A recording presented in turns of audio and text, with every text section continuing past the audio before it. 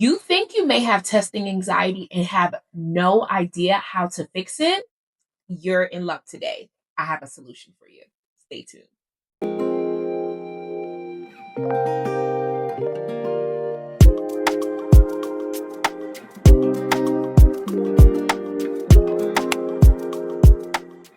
Hey, Mentee, it is Dr. Nortey, your favorite medical mentor. And today we are wrapping up this discussion on test anxiety. In the last two videos, we've gotten the chance to talk about what is test anxiety. We've also talked about the causes of test anxiety.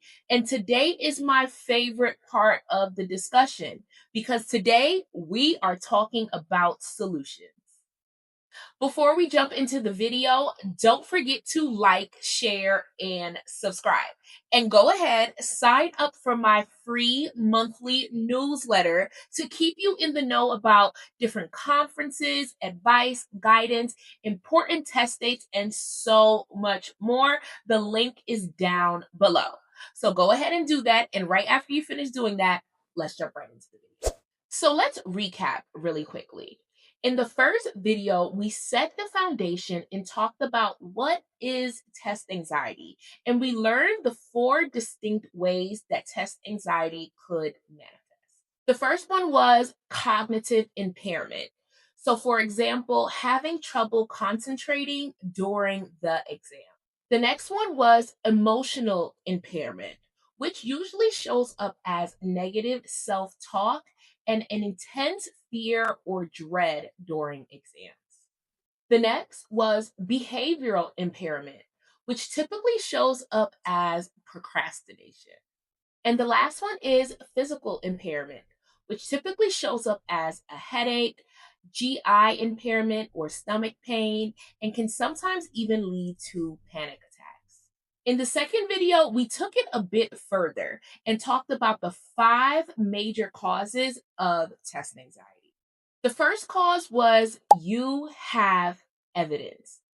You may be a student that may have performed poorly on other exams, and now you've convinced yourself that you aren't able to perform well on subsequent exams.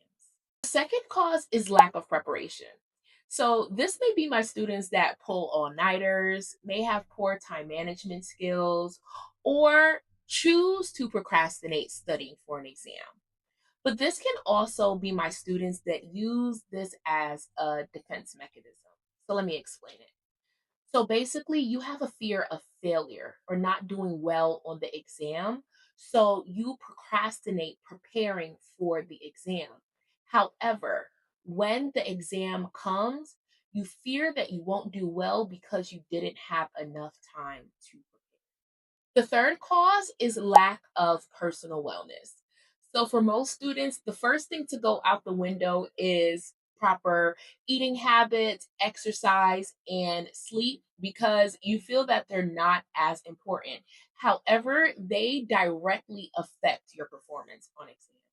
The fourth cause is fear of failure. So, this can show up as perfectionism or low self confidence in your ability to actually perform well on exams, even though that's what you exude to others.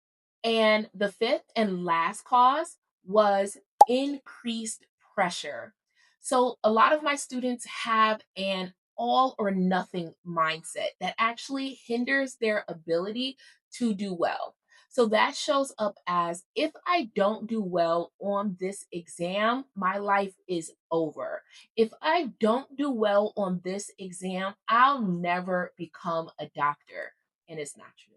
So today we are going to talk about how to conquer test anxiety and how you can walk into your next exam feeling calm, confident, and fully prepared. So, the first way to conquer test anxiety requires you to change how you prepare. I did a whole series on how to find your perfect study style. You may be studying the wrong way for the way that your brain processes material. So you need to figure out for yourself what works best so that you can retain and use that knowledge that you have on exams effectively. Also, you may need to change how long you are preparing for exams. I know a lot of times people may tell you, or you may see online, that someone studied for 1 month, 2 months, 3 months for an exam, such as the MCAT. However, for a student like yourself, it may take you 6 months or even 9 months to prepare. It's better to give yourself more time to prepare for an exam so that you are ready and confident when you walk in on test day. Giving yourself a lot of time can also be a little bit tricky because you may feel in the back of your head that, oh, I have time. However, if you use this time effectively and continue to review information so that it becomes second nature, you will see that you perform a lot better on your exam. And this also includes making a realistic plan for you. So, if you know that you have to go to work, if you know that you have classes, if you know that you have family obligations, make sure that you include all of that when you are making a study plan. You want to make sure that your plan is realistic for your lifestyle. Some students may have to wake up really early to study before classes or work. Some students may have the energy to study after they come back from work or from school. Some students may have more family obligations than others. Some of you may be parents. Some of you may be taking care of your parents. So you have to make sure that you fit things around studying for the exam. And if you have more obligations, that's even more reason to have more time to study for an exam than less. The second way to conquer test anxiety is to make sure that you're prioritizing wellness. Like I stated before, most of the time, proper sleep, eating habits, and exercise usually are the first things to go completely out the window. However, I need you to take care of you so that your brain can work as effectively as possible when you are preparing for the exam and when you actually sit for an exam. And I want you guys to make this really simple. Don't complicate it. Okay. This may look like taking a 30-minute walk on the treadmill or outside. Some people have even opted to get walking pads at home. This may look like choosing to eat an apple instead of a box of Oreos. This can look like getting 1 extra hour of sleep instead of only getting 3 or 4 hours of sleep at night. Make it really simple. Don't try to overhaul your whole life in order to do this. However, small changes make big effects. The third way to conquer test anxiety is by using calming techniques that reduce anxiety and stress. One technique that I typically like to use is square breaths. What does that look like, Dr. Norte? So basically, you would take 4 seconds to inhale, 4 seconds to hold your breath at the top, 4 seconds to exhale, and 4 seconds to hold your breath again. And you would repeat that for 4 to 5 minutes in order to calm you down. You can use this technique when you're preparing for the exam, and also use this technique to take a small pause while you're taking the exam to regroup, reset, and jump right back in.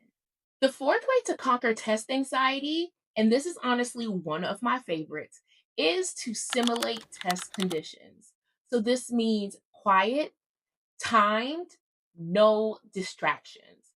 This is so important because when you take the exam on test day, your brain is going to feel like, oh, we've done this before. So, taking practice exams is going to be so important to your preparation. For some of my students, taking full practice tests is going to be perfect. But I know for some students, this can be too tiring to do repeatedly before exam day. So for you, it may be helpful to do half practice tests. So, for example, if the test that you're taking consists of 4 long blocks, doing 2 long blocks may be sufficient. And on test day, you tell yourself, we just have to do 2 practice tests. And it tricks your mind into believing that this is much easier than it is. So, whether you're a full day practice student or a half day practice student, make it work for you so that on test day, you're calm, you're confident, and you're prepared. So, the fifth and last way to conquer test anxiety is honestly one of the hardest things to do, but arguably the most important thing to do, because you can do all of the preparation and all of the other things. However, if you don't change your mindset and your beliefs, it's going to be difficult to conquer testing. I know that you may have evidence that you don't perform well on exams. However, it's going to be so important to reset and change those negative mindsets. And it's going to take practice and it's going to take time. However, one of the most effective things that you can do is to create a list of affirmations that you can recite or that you can see every single day. It should look like, I am intelligent. I am capable of doing well on this exam. I am a bright student. Fear of failure, anxiety, or stress is not my portion. And this is something that you're going to remind yourself of each and every day leading up to exam. And you're going to continue to recite it while you wait for those results, because sometimes the waiting for the results is the hardest time. So remember, write down those affirmations. Continue to remind yourself exactly who you are and know that you can conquer testing. Test anxiety is so real. However, you can overcome it. And like I stated, all of this takes time. So I want you to be able to give yourself some grace and know that it can't be perfected. However, you can practice each and every day until you're able to overcome it. I want you to go ahead and share this video with a classmate, with a friend, because you'll be so surprised how much this information can help someone else the same way that is helping you. Of course, as always, don't forget to like, share, and subscribe, and join my free monthly newsletter. I will see you on the next video. Alrighty, bye bye.